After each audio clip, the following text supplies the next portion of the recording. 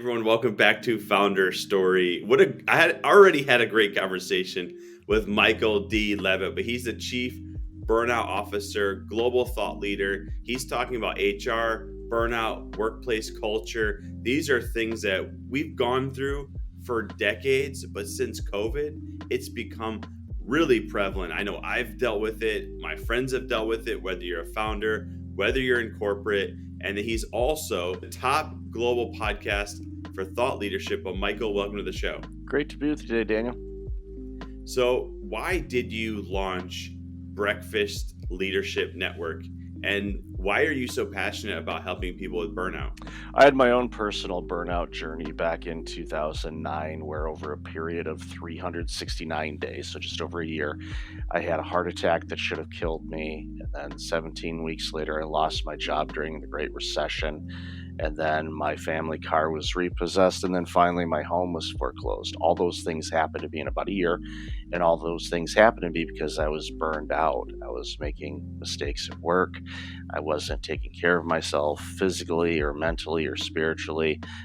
Obviously, when you lose your job, it's kind of hard to make the mortgage and car payments. Even today, it's hard to make mortgage and car payments or rent payments, even if you are working and you haven't had a cardiac event. So it's a difficult time for a lot of people. And after recovering from all of that and realizing, okay, I'm very fortunate, I don't want to ever go through that again. After I went through the exercise of understanding what happened to me and getting back on my feet, I started noticing people in my sector, and I used to work in healthcare, were going down the same path I did. And it scared me. And I thought, I can't allow this to happen. So I started talking with people, started writing blog articles about it. And then in a conversation with a trusted colleague, he said, you've got some consulting experience. Why don't you start doing some consulting on this? And I did. And then that led to keynote talking, to launching the podcast in 2017, to writing books about burnout, my own personal burnout journey, and created Breakfast Leadership because I was working mostly originally with C-suite executives, and the best time to get a hold of those people early in the morning before they get into the trenches, because once they're in the trenches, good luck. You're not going to get their attention. They're too focused on doing what they're doing. And if you start off the day the right way with some techniques on how to mitigate your stress so it doesn't become prolonged stress, you're going to have a good fighting chance of beating burnout. So it sounds like you've been helping people for many years with burnout. So you've seen the changes going from pre-pandemic, during the pandemic to now. What are some of those changes that you've seen? And is it different? Is it different if it's a founder or person working in the company or an executive? There's different variations of how it impacts, but burnout doesn't really care what type of job you're doing. The World Health Organization, who we've heard from over the last few years, prior to the pandemic, actually issued an ICD code, which is a disease code, for workplace burnout. They didn't classify burnout as a disease, but they called it a workplace phenomenon. And their definition basically says it happens when you have prolonged stress and you're overwhelmed with life and you can't keep up with the demands of life. And if you go into a room of 100 people, I'm going to guess 90 to 95% of the people are going to raise their hands saying, yeah, I'm experiencing that, or I've experienced that recently. And prior to the pandemic, because I started the organization before that, there was a lot of people that are burning out, but they weren't talking about it as much. And unfortunately, there's a mental health component to it, and there's still a stigma about mental health. And if you're a C-suite executive, a Fortune 500 or a publicly traded company, and the word gets out that, oh, the CEO of ABC company is burning out, what's going to happen to their stock? So you have to be really quiet on who you're talking with and who you're working with, and they're afraid to share that kind of information with anybody. So it really becomes a problem. Fast forward to the pandemic. Initially, at least during the first couple months of the pandemic, I thought, okay, I think we may have a solution here where people can take a step back and just kind of reevaluate what they do and reprioritize, because we had to. We had to figure out new ways to work remotely if we hadn't done that before. And hopefully that would break down some silos and simplify some things. And I was gravely mistaken on my assessment that I thought burnout might ease up. It was literally burnout was a fire, and somebody decided to go to the gas station and buy, barrels and barrels of fuel and just dump on the flame. And it's been horrific what we've seen over the last few years. Industries, you name it, education, healthcare, legal, grain elevator farmers, orthodontists, dentists, every industry. People are burning out at alarming rates, and it's happening faster. Health concerns are happening to younger people. The number of millennials that are having cardiac events or heart attacks, under age 40, is skyrocketing, and that scares me because that's a long life if you survive. Hopefully, you do, of taking heart medications and all the other things that you got to do.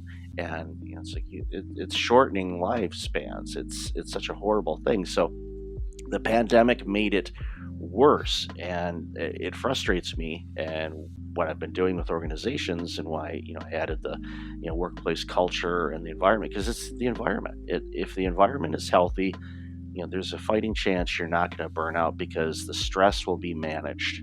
If you're not managing your stress, either with your teams or yourself as a leader or a founder, you're running the risk of burning out. Yeah, we've had someone on recently and they were talking around like the amount of death increases from stress and just how stress causes so many issues in our bodies. And it's like with technology, you think would be living longer, we'd be less stressed, but it seems like we're even more stressed now, which is, burnout and all these things. And I remember working in the corporate environment going through the same thing. When you're trying to move up in the ranks or when you start a company, you have to work a lot and you have to go through a lot of stressful events, which I think lead to this burnout. So, what are you seeing when it comes to people when they start companies?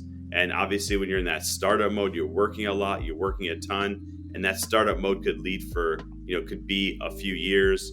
What are you seeing when people start companies when it comes to burnout? Yeah, real quick, the majority of chronic diseases, and I used to work in healthcare, the majority of chronic diseases, stress is a major factor in them happening. Diabetes, hypertension, high blood pressure, all the things that we see with people that have chronic diseases.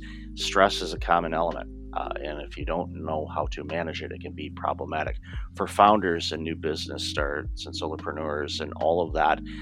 There's an underestimate of how many hours you're going to have to put in. And you say, okay, I'm going to be a consultant for attorneys on this. Okay, great.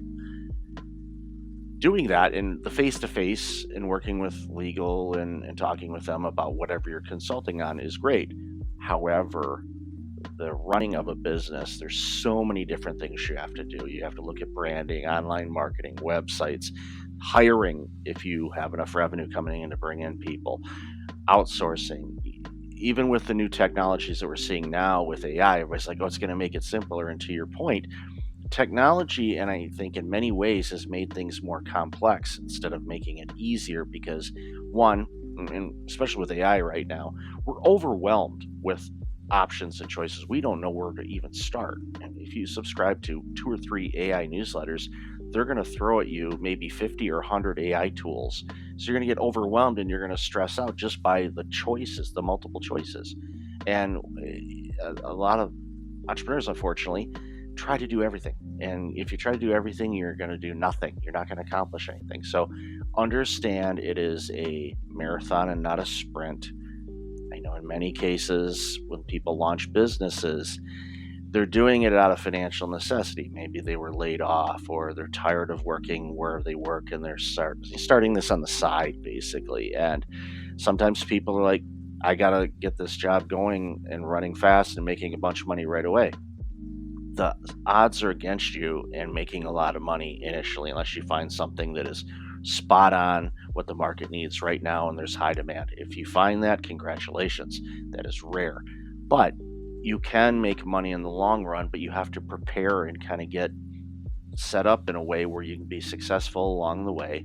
You have to learn how to say no, and that's really hard, especially when you're trying to get customers. Those first few, you're going to say yes to everything under the sun because you you need the revenue, you need the money to build the company and all of that. And that's a common thing I see with people is they make decisions that seem like good decisions, but they overwhelm themselves. And then it gets to the point where they're so overwhelmed, you start missing things, you start making mistakes, you're not clear headed. And when you're running a business, clarity is king. If you don't have that, you don't have an idea of where you're going and how to pivot or adjust when things like, I don't know, pandemics and inflation hit, you're going to be in deep trouble.